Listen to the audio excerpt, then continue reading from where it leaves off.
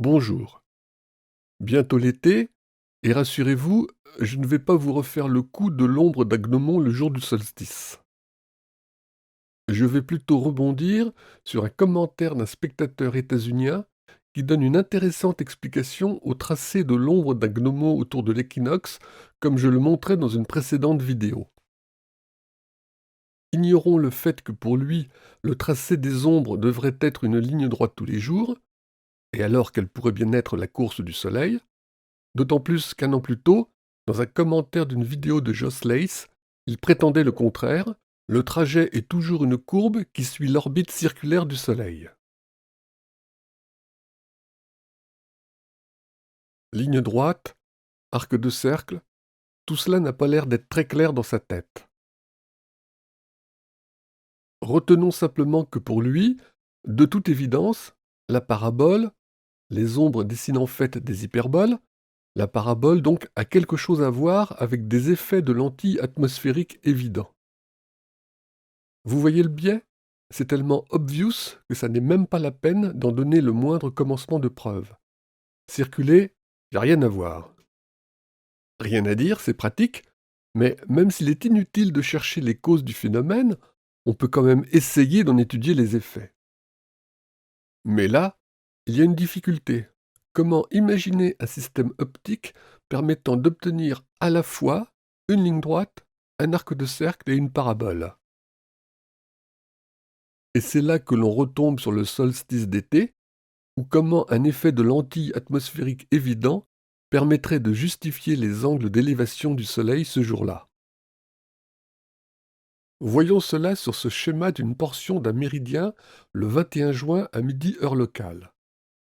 Le schéma est à l'échelle, 10 000 km entre l'équateur et les pôles, et le Soleil à la verticale du tropique du Cancer à 4 800 km d'altitude, selon les seules données disponibles, celles de la Flat Earth Society.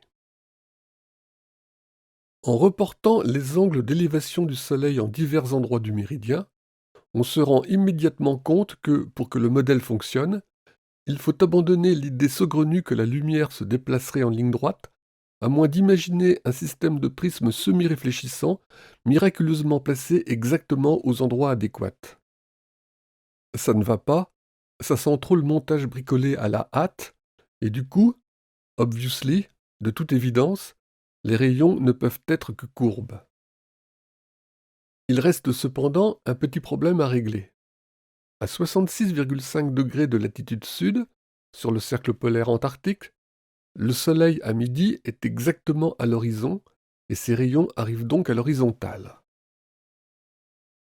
Il est possible qu'à cet instant, on puisse cependant admirer quelques nuages plus haut dans le ciel, par ailleurs éclairés par le bas. Mais quel pourrait bien être le trajet des rayons? Obviously, de toute évidence, on devrait voir rien du tout, comme un genre de trou noir, à moins d'imaginer un autre effet magique, disons celui-ci, un trajet un peu tarabiscoté, mais à mon avis l'hypothèse la plus obviously crédible. Et ça n'est pas tout.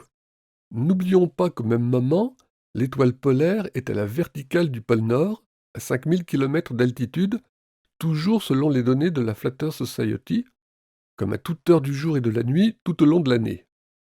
Et oui, la polaire est une étoile fixe, et il faut imaginer un système similaire de rayons courbes pour respecter les angles d'élévation. Pour info, c'était le sujet de ma première vidéo. Là, de toute évidence, l'obvious effet n'est plus magique, il est miraculeux. Songez à ce qu'il peut bien se passer dans ce coin-là. Et n'oublions pas que l'effet n'est pas uniquement miraculeux, il est miraculeusement dynamique, car si l'étoile polaire est fixe, le Soleil, lui, se déplace tout au long de l'année entre le tropique du Cancer, l'équateur et le tropique du Capricorne. Ah, si les adeptes de la Terre plate pouvaient réfléchir ne serait-ce qu'un instant avant de raconter leurs bêtises. Obviously, de toute évidence, on raterait de bonnes tranches de rigolade. Mais heureusement pour nous, un platiste qui réfléchirait.